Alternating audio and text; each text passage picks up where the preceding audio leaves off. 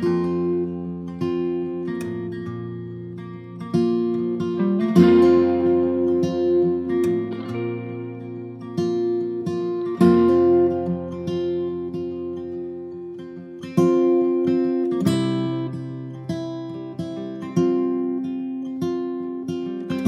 my name is Goodwin. I'm Jennifer. We have 3 children, 3 boys. We've been married almost 12 years. 3 very active boys, for those of you who know them. And couldn't imagine life without them.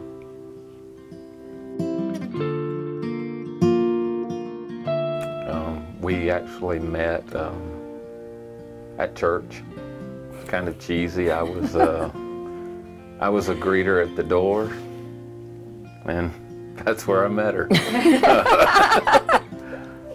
Can't say that I knew from the very first time that we saw each other, because 2 weeks later I didn't remember her when I met her again.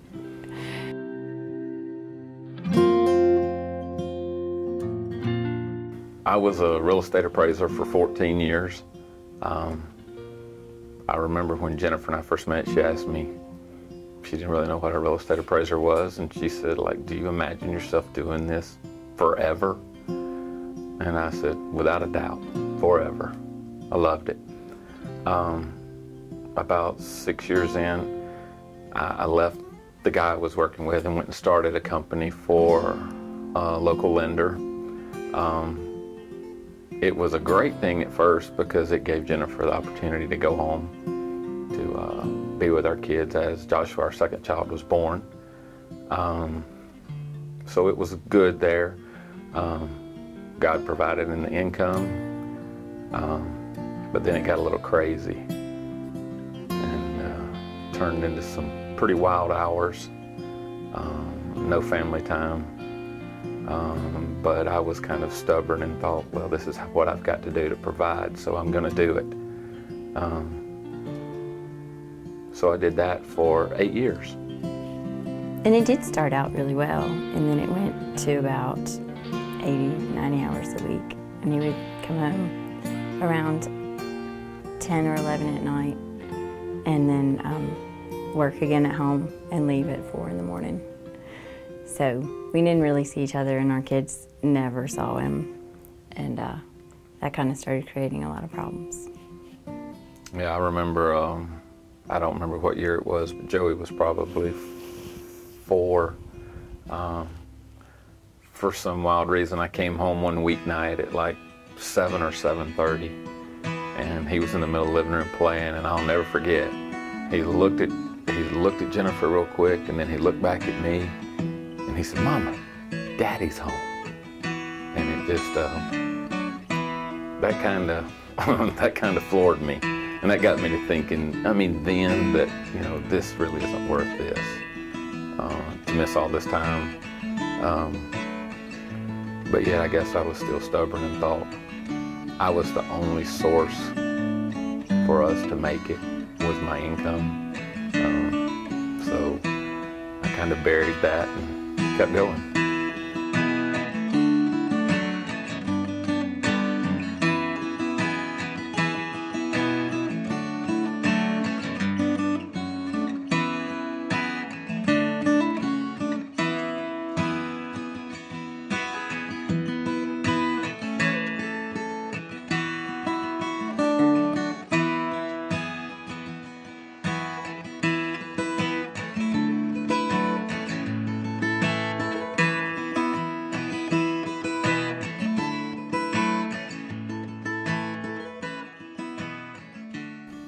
Towards the end of the 8 years there, I started realizing, well, I guess I was watching my kids grow up without me, basically.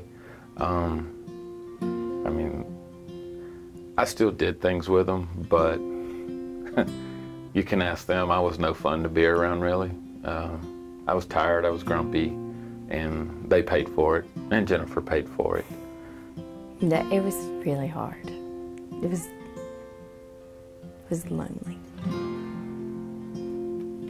He came home one day and he said, I cannot do this anymore. And I said, are you gonna quit? Like, I'm excited, but maybe I don't want you to do that. And so and he said, I'm gonna figure out what else to do. And we really just started praying about what to do. And we were looking at selling our house or selling anything we could or just doing anything. And they actually came to him and said they were going to shut the company down. So we felt like that was going to solve that. We weren't sure what was next.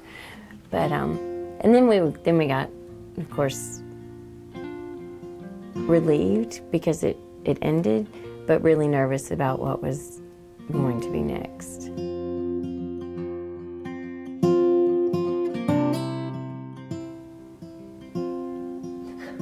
Twice I almost left. It was horrible. It was horrible. We were on totally different pages. We weren't even in the same book, probably. It was pretty bad. 'Cause we just we could never communicate. We weren't awake at the same times, and when he was there, he wasn't really there because his phone was ringing, the computer was on, and he was working still while he was at home. So there wasn't a lot of quality anything.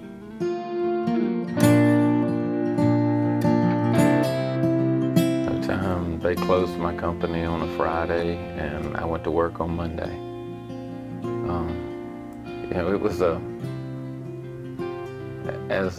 I guess, a man and the one who's supposed to provide, it was kind of tough because the pay was significantly less. And as I have since discovered since being there, I was probably as worried about how it would go as the 4 women I'm in an office with were worried about. But we have since gelled together and we're fine. I'm just one of the girls now. It's given us time together as a family to do things and just spend time together. We started homeschooling our boys this year. We made the decision to homeschool when he was still at his old job. Actually, last year when Venue was doing the fasting in the month of January, and without talking to each other, we both were fasting from the same things. We didn't know it, and I guess that was how little we communicated. And anyway, we both, God just laid that on our hearts, and so we made that decision, and I was very nervous about doing it so by myself, just really thinking that he really was not going to be a part of it at all. And shortly thereafter, this is when they made the job change, and it's actually been something that we do together. I don't quite feel so by myself. It's been great. I see my kids in the mornings, most mornings. Some mornings they don't get up, so I don't see them. But and then I'm home every night by 5:30, and I get to spend time with them every night. I mean, I got my first check from where I was at now, and I was just like, wow. But since then, I mean, we can't even begin to tell all the different ways that God has provided. And it's really shown us both that it doesn't have to be through your paycheck. There's just been numerous ways that things have been provided that, I mean, some things have been provided that even if I had my old job, we wouldn't have bought or gotten without, but God's provided it. And it's really taught us that it's not really about the paycheck. It's just putting your family first, and God will honor that and supply your needs that way, other ways.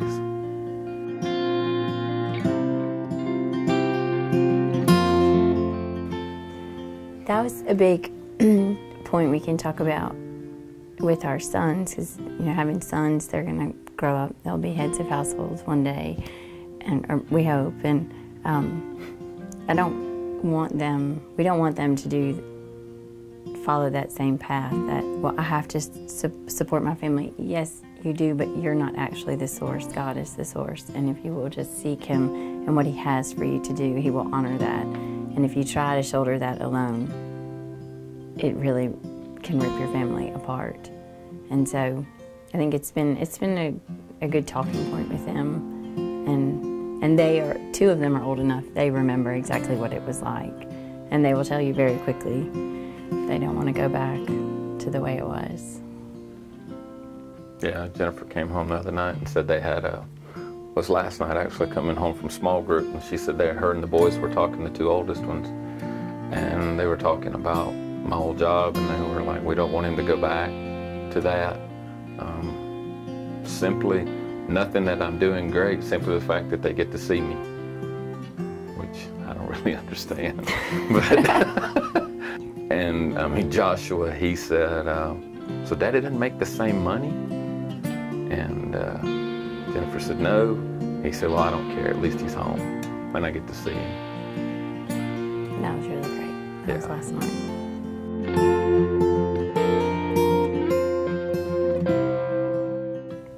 For the future, it's weird. I mean, when income really wasn't an issue, we talked about adoption, and I was like, there's no way. And it's kind of odd now that the paycheck's not what it used to be. God has really, I guess, softened my heart towards that, and we're actually, I guess we're starting the process. Mm-hmm. I'm Mark. I'm Jennifer. We're members at Venue, and we're thankful for the journey.